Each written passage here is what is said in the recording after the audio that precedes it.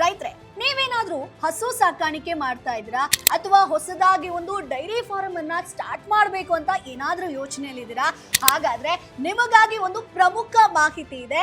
ಕ್ಷೀರ ಸಂಜೀವಿನಿ ಯೋಜನೆಯಡಿ 60,000 ರೂಪಾಯಿವರೆಗೆ ಆರ್ಥಿಕ ನೆರವು ಸಿಗುತ್ತೆ ಅನ್ನೋದ್ರ ಬಗ್ಗೆ ಸಿಕ್ಕಾಪಟ್ಟೆ ಸುದ್ದಿ ವೈರಲ್ ಆಗ್ತಾ ಇದೆ. ಹಾಗಾದ್ರೆ ಈ ಒಂದು ಯೋಜನೆ ಏನು, ಯಾರಿಗೆ ಈ ನೆರವು ಸಿಗುತ್ತೆ, ಅರ್ಜಿಯನ್ನ ಯಾವ ರೀತಿ ನಾವು ಹಾಕಬೇಕಾಗತ್ತೆ, ಯಾವೆಲ್ಲ ಡಾಕ್ಯುಮೆಂಟ್ಸ್ ಗಳು ಬೇಕು, ಇವೆಲ್ಲದರ ಬಗ್ಗೆ ಕಂಪ್ಲೀಟ್ ಮಾಹಿತಿಯನ್ನ ಈ ವಿಡಿಯೋದಲ್ಲಿ ತಿಳಿಸ್ಕೊಡ್ತೀನಿ. ಹಾಗಾಗಿ ವಿಡಿಯೋವನ್ನ ಕೊನೆ ತನಕ ಮಿಸ್ ಮಾಡದೆ ನೋಡಿ. ಹಾಯ್ ಹೆಲೋ ನಮಸ್ಕಾರ, ವೆಲ್ಕಮ್ ಟು ಬಾಸ್ ವಾಲಾ ಫಾರ್ಮಿಂಗ್ ಚಾನೆಲ್. ನಾನು ಚೈತ್ರ. ನೀವಿನ್ನು ನಮ್ಮ ಚಾನೆಲ್ ನ ಸಬ್ಸ್ಕ್ರೈಬ್ ಮಾಡಿಲ್ಲ ಅಂತಂದ್ರೆ ಈ ಕೂಡಲೇ ಸಬ್ಸ್ಕ್ರೈಬ್ ಮಾಡಿ. ಎಸ್ ಸ್ನೇಹಿತರೆ, ಕರ್ನಾಟಕದಲ್ಲಿ ಹೈನುಗಾರಿಕೆ ಸಾವಿರಾರು ರೈತ ಕುಟುಂಬಗಳ ಒಂದು ಪ್ರಮುಖ ಆದಾಯದ ಮೂಲ ಅಂತಾನೆ ಹೇಳ್ಬೋದು.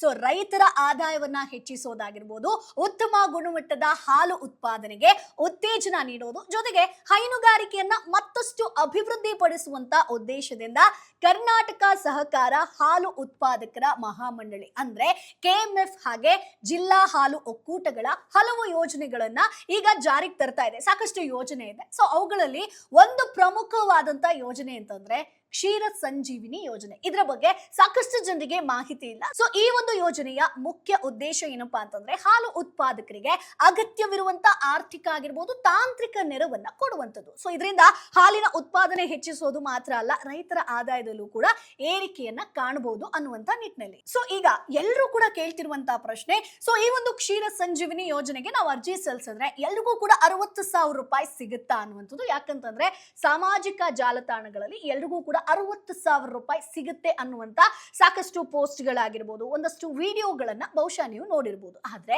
ಇದರ ಬಗ್ಗೆ ಒಂದು ಕ್ಲಾರಿಟಿಯನ್ನ ಈ ಒಂದು ವಿಡಿಯೋ ಮುಖಾಂತರ ಕೊಡ್ತೀನಿ ಸ್ನೇಹಿತರೆ. ಸೊ ಈ ಒಂದು ಯೋಜನೆಯಡಿ ನೀಡುವಂತ ಆರ್ಥಿಕ ನೆರವು ಎಲ್ರಿಗೂ ಕೂಡ ಒಂದೇ ರೀತಿಯಲ್ಲಿ ಇರಲ್ಲ. ಸೊ ಯೋಜನೆಯ ಉದ್ದೇಶ ಆಗಿರ್ಬೋದು, ಫಲಾನುಭವಿಯ ಅರ್ಹತೆ ಆಗಿರ್ಬೋದು, ಸಂಬಂಧಿತ ಹಾಲು ಒಕ್ಕೂಟದ ಮಾರ್ಗಸೂಚಿ ಆಗಿರ್ಬೋದು, ಸರ್ಕಾರದ ಅನುಮೋದಿತ ನಿಯಮಗಳ ಪ್ರಕಾರ ನೆರವನ್ನ ಕೊಡಲಾಗುತ್ತೆ. ಸೊ ಅದು ನಿಮ್ಗೆ 60,000 ಆಗಿರ್ಬೋದು, 10,000 ಆಗಿರ್ಬೋದು, 20,000 ಆಗಿರ್ಬೋದು, ಕೆಲವು ಜಿಲ್ಲೆಗಳಲ್ಲಿ ಅಥವಾ ನಿರ್ದಿಷ್ಟ ಯೋಜನೆಗಳ ಅಡಿಯಲ್ಲಿ ಗರಿಷ್ಠ 60,000 ರೂಪಾಯಿವರೆಗೆ ಸಹಾಯಧನ ಸಿಗುತ್ತೆ ಅಥವಾ ಆರ್ಥಿಕ ನೆರವು ನೀಡುವಂತ ಒಂದು ಅವಕಾಶ ಇರುತ್ತೆ ಸ್ನೇಹಿತರೆ. ಹಾಗಾದ್ರೆ ಈ ಒಂದು ಯೋಜನೆಯ ಲಾಭ ನೀವು ಕೂಡ ಪಡಿಬೇಕು ಅಂತಂದ್ರೆ ಒಂದಷ್ಟು ಎಲಿಜಿಬಿಲಿಟಿ ಕ್ರೈಟೀರಿಯಾ ಇದೆ. ಸಾಮಾನ್ಯವಾಗಿ ಕರ್ನಾಟಕದ ನಿವಾಸಿ ಆಗಿರ್ಬೇಕು, ಇದು ರೂಲ್ ನಂಬರ್ 1 ಆಗಿರುತ್ತೆ.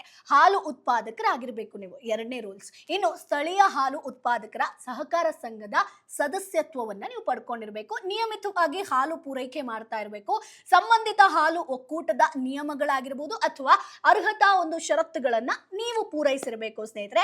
ಕೆಲವು ಜಿಲ್ಲೆಗಳಲ್ಲಿ ಹೆಚ್ಚುವರಿ ಷರತ್ತುಗಳು ಇರಬಹುದು, ಒಂದಷ್ಟು ರೂಲ್ಸ್ ಗಳು ಜಾಸ್ತಿ ಇರಬಹುದು. ಆದ್ರಿಂದ ನಿಮ್ಮ ಜಿಲ್ಲೆಯ ಹಾಲು ಒಕ್ಕೂಟ ಅಥವಾ ಹಾಲು ಉತ್ಪಾದಕರ ಸಹಕಾರ ಸಂಘವನ್ನ ಒಮ್ಮೆ ಕಾಂಟ್ಯಾಕ್ಟ್ ಮಾಡಿ ಅಲ್ಲಿ ಒಂದಷ್ಟು ಮಾಹಿತಿಯನ್ನ ಪಡ್ಕೊಳ್ಳಿ. ಅಲ್ಲಿ ಹೋಗಿ ನೀವು ಕ್ಷೀರ ಸಂಜೀವಿನಿ ಸ್ಕೀಮ್ ಬಗ್ಗೆ ಹೇಳಿ ಅಂತಂದ್ರೆ ಇನ್ಫಾರ್ಮೇಶನ್ ಅನ್ನ ಕೊಡ್ತಾರೆ. ಸೊ ಈಗ ನಿಮ್ಗೊಂದು ಡೌಟ್ ಬರ್ಬೋದು, ಸರಿ ಮೇಡಮ್ ನಾನು ಅದಕ್ಕೆ ಅರ್ಜಿಯನ್ನ ಅಪ್ಲೈ ಮಾಡಿದೀನಿ, ಸೊ ಅರ್ಜಿ ಅಪ್ರೂವಲ್ ಆದ್ಮೇಲೆ ದುಡ್ಡು ಯಾವಾಗ ಬರುತ್ತೆ, ಸೊ ನಾವು ಎಲ್ಲಿ ಹೋಗಿ ಅದನ್ನ ಕಲೆಕ್ಟ್ ಮಾಡಬೇಕು ಅಂತ. ಸೊ ಇಲ್ಲಿ ಸಿಂಪಲ್, ನಿಮಗೆ ಒಮ್ಮೆ ಅರ್ಜಿ ಅನುಮೋದನೆ ಸಿಕ್ಕಿದ್ಮೇಲೆ, ಅಪ್ರೂವಲ್ ಆದ್ಮೇಲೆ ಡೈರೆಕ್ಟ್ ನಿಮ್ಮ ಒಂದು ಖಾತೆಗೆ ಬಂದು ಹಣ ಬೀಳುತ್ತೆ. ಅಂದ್ರೆ DBT ಮೂಲಕ ನಿಮ್ಮ ಒಂದು ಖಾತೆಗೆ ಹಣ ಬೀಳುವಂತದ್ದು. ಸೊ ಈಗ ದುಡ್ಡು ಬಂದ್ಮೇಲೆ ಅದನ್ನ ಯಾವ ಉದ್ದೇಶಕ್ಕೆ ನಾವು ಬಳಸಬಹುದು ಅಂತ ನೀವೇನಾದ್ರೂ ಕೇಳಿದ್ರೆ, ಸೊ ಒಂದಷ್ಟು ಡೀಟೇಲ್ಸ್ ನ ಕೊಡ್ತೀನಿ ನೋಡಿ. ಸೊ ಸರ್ಕಾರ ನೀಡುವಂತ ಈ ರೀತಿಯ ಒಂದು ನೆರವಿನ ಉದ್ದೇಶವನ್ನ, ಸೊ ನಿಮ್ಮ ಬಳಿ ಈಗಾಗಲೇ ಹಸುಗಳಿದ್ರೆ ಸೊ ಅಲ್ಲಿ ನಿಮಗೆ ಉತ್ತಮ ಆಹಾರವನ್ನ ಖರೀದಿ ಮಾಡಬೇಕು, ಶೆಡ್ ಅನ್ನ ಸುಧಾರಿಸಬೇಕು, ಕುಡಿಯುವ ನೀರಿನ ವ್ಯವಸ್ಥೆಯನ್ನ ನೀವು ಮಾಡ್ಕೊಳ್ಬೇಕಾಗತ್ತೆ, ಅಥವಾ ಎಕ್ಸ್ಟ್ರಾ ಹಸುಗಳನ್ನ ತರಬೇಕು ಅಂತ ಇದ್ರೆ,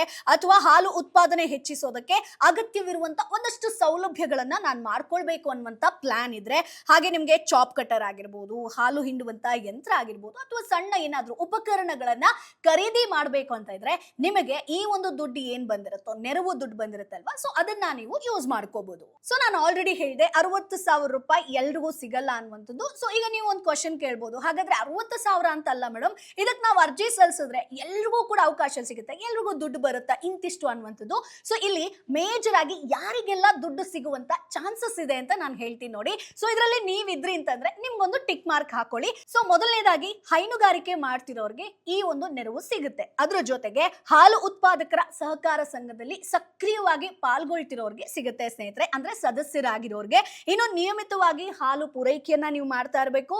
ಎಲ್ಲಾ ದಾಖಲೆಗಳು ಸರಿಯಾಗಿತ್ತು ಅಂತಂದ್ರೆ ಮಾತ್ರ ನಿಮಗೆ ಈ ಒಂದು ನೆರವು ಸಿಗುವಂತ ಚಾನ್ಸಸ್ ಜಾಸ್ತಿ ಇರುತ್ತೆ. ಸೊ ಅದಕ್ಕೆ ನಾನು ಹೇಳುವಂಥದ್ದು, ಯಾವುದೇ ಅರ್ಜಿಯನ್ನ ಸಲ್ಲಿಸ್ತೀರಾ ಅಂತಂದ್ರೂ ಕೂಡ ಡಾಕ್ಯುಮೆಂಟ್ಸ್ ಗಳನ್ನ ಕರೆಕ್ಟ್ ಆಗಿ ಚೆಕ್ ಮಾಡ್ಕೊಳ್ಳಿ, ಮತ್ತೊಮ್ಮೆ ಪರಿಶೀಲನೆ ಮಾಡಿ ಸೊ ಅರ್ಜಿಯನ್ನ ಸಬ್ಮಿಟ್ ಮಾಡಿ. ಇನ್ನು ನೆಕ್ಸ್ಟ್, ಸೊ ಒಂದಷ್ಟು ತಪ್ಪುಗಳನ್ನ ನೀವು ಮಾಡಬಾರ್ದು. ಅದು ಯಾವುದು ಅಂತಂದ್ರೆ, ಸಾಕಷ್ಟು ಈಗ ಏಜೆಂಟ್ಗಳು ಅಂತ ಬಂದಾಗ ಎಸ್ಪೆಷಲಿ ರೈತರಿಗಂತೂ ಇದು ಅನುಭವ ಆಗೇ ಇರುತ್ತೆ. ಸೊ ಈ ಒಂದು ಕ್ಷೀರ ಸಂಜೀವಿನಿ ಆಗಿರ್ಬೋದು, ಸರ್ಕಾರದ ಯಾವುದೇ ಒಂದು ಯೋಜನೆಗೆ ಅರ್ಜಿಯನ್ನ ಸಲ್ಲಿಸಬೇಕು ಅಂತಂದ್ರೆ ನಮಗೊಂದು 5,000 ಕೊಡಿ, 60,000 ನೆರವು ಬರೋ ತರ ನಾವು ಮಾಡ್ತೀವಿ, ಅಥವಾ 10,000 ಕೊಡಿ. ಸೊ ಹಾಗಾಗಿ ಈ ರೀತಿ ಯಾರಾದ್ರೂ ಅಪ್ರೋಚ್ ಮಾಡಿದ್ರು, ಕೇಳಿದ್ರು ಅಂತಂದ್ರೆ ದುಡ್ಡು ಕೊಡೋದಕ್ಕೆ ಹೋಗ್ಬೇಡಿ ಸ್ನೇಹಿತರೆ. ಸರ್ಕಾರದ ಯಾವುದೇ ಯೋಜನೆಗಳಿಗೆ ಮಧ್ಯವರ್ತಿಗಳ ಅವಶ್ಯಕತೆ ಇರೋದಿಲ್ಲ. ನೇರವಾಗಿ ನೀವು ಅರ್ಜಿಯನ್ನ ಸಲ್ಲಿಸಬಹುದು. ಸೊ ಸಿಂಪಲ್, ನೀವು ಪಶುಸಂಗೋಪನೆ ಕಚೇರಿಗೆ ಭೇಟಿ ನೀಡಿ ಅಲ್ಲಿ ಅರ್ಜಿಯನ್ನ ಸಲ್ಲಿಸಬಹುದು. ಸೊ ಮಧ್ಯವರ್ತಿಗಳ ಕಾಟ ಆದಷ್ಟು ತಪ್ಪಿಸ್ಕೊಳ್ಳಿ. ಇನ್ನು ಸ್ನೇಹಿತರೆ, ಈ ಒಂದು ಯೋಜನೆಯಡಿ ಯಾವ ಉದ್ದೇಶಗಳಿಗೆ ನೆರವನ್ನ ನೀಡಲಾಗುತ್ತೆ ಅನ್ನೋದನ್ನ ಡೀಟೇಲ್ ಆಗಿ ನೋಡ್ತಾ ಹೋಗೋಣ.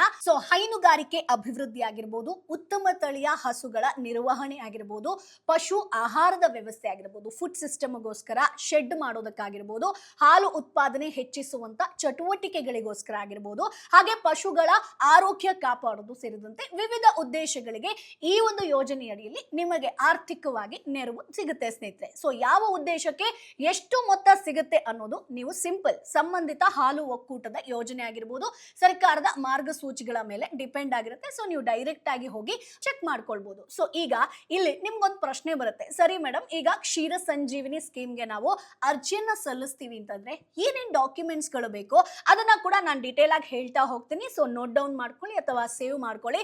ಸಾಮಾನ್ಯವಾಗಿ ನಿಮಗೆ ಆಧಾರ್ ಕಾರ್ಡ್ ಅನ್ನ ಕೇಳ್ತಾರೆ, ಬ್ಯಾಂಕ್ ಪಾಸ್ಬುಕ್ ಬೇಕಾಗತ್ತೆ, ಪಾಸ್ಪೋರ್ಟ್ ಅಳತೆಯ ನಿಮ್ಮ ಒಂದು ಭಾವಚಿತ್ರ ಫೋಟೋವನ್ನ ಕೊಡಬೇಕು, ಮೊಬೈಲ್ ಸಂಖ್ಯೆಯನ್ನ ಕೊಡಬೇಕು, ಹಾಲು ಉತ್ಪಾದಕರ ಸಹಕಾರ ಸಂಘದ ಸದಸ್ಯತ್ವ ವಿವರವನ್ನ ಕೊಡಬೇಕಾಗತ್ತೆ, ಹಾಲು ಪೂರೈಕೆ ದಾಖಲೆ ಆಗಿರ್ಬೋದು, ಅಗತ್ಯವಿದ್ರೆ ನಿವಾಸ ಪ್ರಮಾಣ ಪತ್ರವನ್ನ ಕೇಳಬಹುದು ಸ್ನೇಹಿತರೆ. ಇತ್ತೀಚೆಗೆ ಇದು ಸಾಕಷ್ಟು ಕೇಳ್ತಾ ಇದ್ದಾರೆ, ಒಂದು ರೀತಿಯಾಗಿ ಮ್ಯಾಂಡೇಟರಿ ಆಗಿದೆ.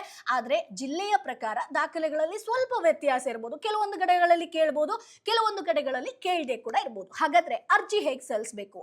ಮೊದಲು ನಿಮ್ಮ ಗ್ರಾಮದ ಅಥವಾ ಸಮೀಪದ ಹಾಲು ಉತ್ಪಾದಕರ ಸಹಕಾರ ಸಂಘಕ್ಕೆ ನೀವು ಭೇಟಿ ಕೊಡಬೇಕಾಗತ್ತೆ. ಅಲ್ಲಿ ಕ್ಷೀರ ಸಂಜೀವಿನಿ ಯೋಜನೆ ಬಗ್ಗೆ ಇನ್ಫಾರ್ಮೇಶನ್ ಅನ್ನ ಕೇಳಿ ಅರ್ಜಿಯನ್ನ ಕೊಡ್ತಾರೆ. ಸೊ ಅರ್ಜಿ ನಮೂನೆ ಲಭ್ಯ ಇದ್ರೆ ಅದನ್ನ ಪಡೆದು ಸರಿಯಾಗಿ ಭರ್ತಿ ಮಾಡಿ ಅಗತ್ಯ ದಾಖಲೆಗಳನ್ನ ಲಗತ್ತಿಸಿ ಸಲ್ಲಿಸಬೇಕು. ಅಂದ್ರೆ ನಾನು ಹೇಳ್ದೆ ಅಲ್ವಾ, ಆಧಾರ್ ಕಾರ್ಡು ಅಥವಾ ನಿಮ್ಮ ನಿವಾಸ ಪ್ರಮಾಣ ಪತ್ರ, ಅಡ್ರೆಸ್ ಪ್ರೂಫ್ಗೋಸ್ಕರ ಆಗಿರ್ಬೋದು, ಇವೆಲ್ಲವನ್ನ ನೀವು ಕೊಡಬೇಕು. ನಂತರ ಸಂಬಂಧಿತ ಜಿಲ್ಲಾ ಹಾಲು ಒಕ್ಕೂಟ ಅರ್ಜಿಗಳನ್ನ ಪರಿಶೀಲಿಸ್ತಾರೆ. ನಿಮ್ಮ ಅರ್ಜಿಯನ್ನ ಪರಿಶೀಲಿಸಿ ಅರ್ಹ ಫಲಾನುಭವಿಗಳನ್ನ ಆಯ್ಕೆ ಮಾಡ್ತಾರೆ. ಕೆಲವು ಟೈಮಲ್ಲಿ ಅರ್ಜಿಯನ್ನ ನೇರವಾಗಿ ಜಿಲ್ಲಾ ಹಾಲು ಒಕ್ಕೂಟದಲ್ಲೂ ಕೂಡ ಸಲ್ಲಿಸಬೇಕಾಗಬಹುದು ಸ್ನೇಹಿತರೆ. ಇದನ್ನ ಚೆಕ್ ಮಾಡ್ಕೊಳ್ಳಿ. ಇಲ್ಲಿ ಇನ್ನೊಂದು ಮುಖ್ಯ ವಿಚಾರ ಏನಪ್ಪಾ ಅಂತಂದ್ರೆ, ಸಾಮಾಜಿಕ ಜಾಲತಾಣಗಳಲ್ಲಿ ಹರಿದಾಡುವಂತ ಪ್ರತಿಯೊಂದು ಮಾಹಿತಿಯನ್ನ ನಂಬೋದಕ್ಕೆ ಹೋಗ್ಬೇಡಿ. ಸೊ ನಿಮಗೆ ಕೃಷಿ ಸಂಬಂಧಿತ ಯಾವುದೇ ಮಾಹಿತಿ ಬಂದರೂ ಕೂಡ ನಿಮ್ಮ ಒಂದು ಜಿಲ್ಲಾ ಪಂಚಾಯತ್ ಆಗಿರ್ಬೋದು, ಈ ರೀತಿ ಹಾಲು ಒಕ್ಕೂಟ ಸಂಘ ಆಗಿರ್ಬೋದು, ಇಲ್ಲಿ ಹೋಗಿ ಅದನ್ನ ಒಂದು ಕ್ರಾಸ್ ವೆರಿಫಿಕೇಶನ್ ಮಾಡ್ಕೊಳ್ಳಿ ಸ್ನೇಹಿತರೆ. KMF ಪ್ರಕಟಿಸುವಂತ ಅಧಿಕೃತ ಮಾಹಿತಿಯನ್ನೇ ಪರಿಶೀಲಿಸಿ ಅರ್ಜಿಯನ್ನ ಸಲ್ಲಿಸೋದಕ್ಕೆ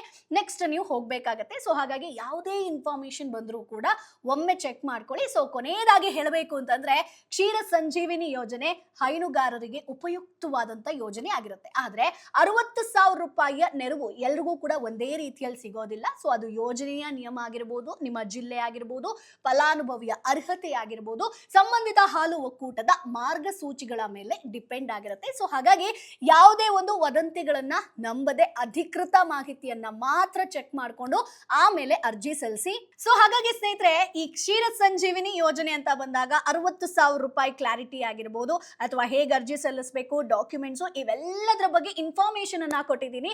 ಸೊ ಮೇ ಬಿ ಈ ಒಂದು ವಿಡಿಯೋ ನಿಮಗೆ ಯೂಸ್ಫುಲ್ ಅಂತ ಅನ್ಸುತ್ತೆ. ಸೊ ಹಾಗಾಗಿ ಕೃಷಿಗೆ ಸಂಬಂಧಪಟ್ಟಂತ ಯಾವುದೇ ಮಾಹಿತಿ ಆಗಿರ್ಬೋದು, ಸರ್ಕಾರಿ ಯೋಜನೆಗಳ ಬಗ್ಗೆ ಇನ್ನಷ್ಟು ಮಾಹಿತಿ ಸಿಗಬೇಕು ಅಂತಂದ್ರೆ ನಮ್ಮ ಚಾನೆಲ್ ನ ಸಬ್ಸ್ಕ್ರೈಬ್ ಮಾಡೋದನ್ನ ಮರಿಬೇಡಿ. ಏನಾದ್ರೂ ಡೌಟ್ ಇತ್ತು ಅಂತಂದ್ರೆ ಈ ಸ್ಕೀಮ್ ಬಗ್ಗೆ ಕಮೆಂಟ್ ಬಾಕ್ಸ್ ಅಲ್ಲಿ ನೇರವಾಗಿ ಕೇಳಬಹುದು, ನಾನೇ ಖುದ್ದು ಆನ್ಸರ್ ನ ಕೊಡ್ತೀನಿ. ಸೊ ಮುಂದಿನ ಎಪಿಸೋಡ್ ಅಲ್ಲಿ ಮತ್ತೆ ನಿಮ್ಮನ್ನ ಭೇಟಿ ಆಗ್ತೀನಿ. ಅಲ್ಲಿವರೆಗೂ tata bye bye. Brand partnership ಮತ್ತು ಜಾಹೀರಾತಿಗಾಗಿ ಸಂಪರ್ಕಿಸಿ brand@bosswala.com. WhatsApp number 9108014192. Bosswala. Be the boss.